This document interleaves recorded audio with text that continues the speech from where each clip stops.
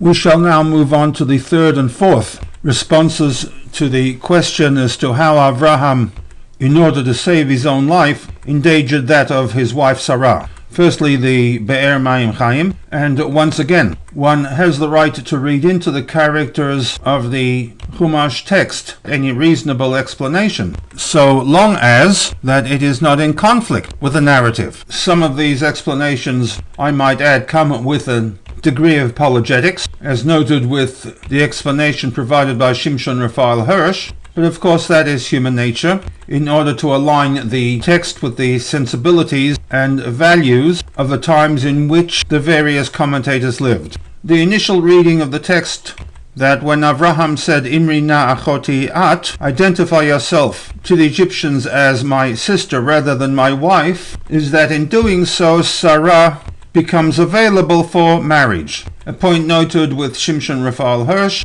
that in doing so, the Egyptians would attempt to ingratiate themselves to Sarah's perceived brother, reflected in the words of Avraham Leman Yitav Li Ba'avorech. It will be good to me, and as Rashi notes, they'll provide me with gifts on account of you. And on this basis we ask the core question, putting aside for one moment that it would allow Avraham time to develop a strategy to save them both, there is the question, he was in fact endangering the well-being of Sarah, and as such, how could the actions of Avraham be justified? According to the Be'er Mayim Chaim, we are not necessarily bound to this understanding of the text, namely that Avraham was offering Sarah as a prospective wife to somebody in order to save himself, but rather in identifying Sarah as his sister, there could very well be the added implication that her husband had not accompanied them to Canaan. She was a married woman and as such,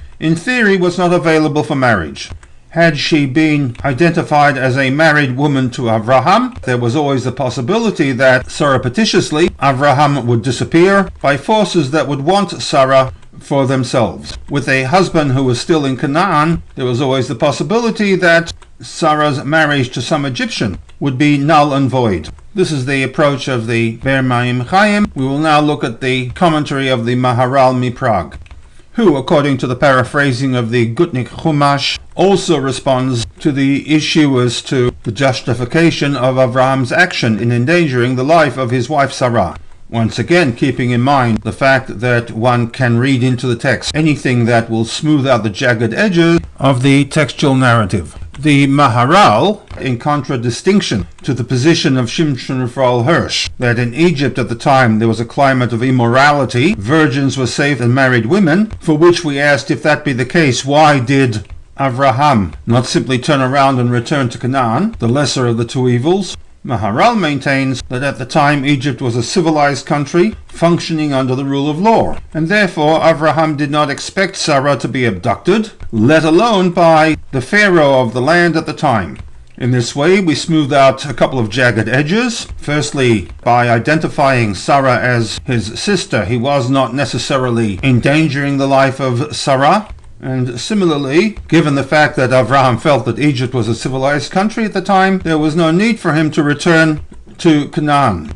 This clearly, while answering one set of problems, creates its own set of problems, and that is, for example, from the very outset, if Egypt was a country in which the rule of law prevailed as suggested by the Maharal, there would have been no need for Avraham to hide the identity of Sarah as his wife by suggesting that she introduce herself as his sister.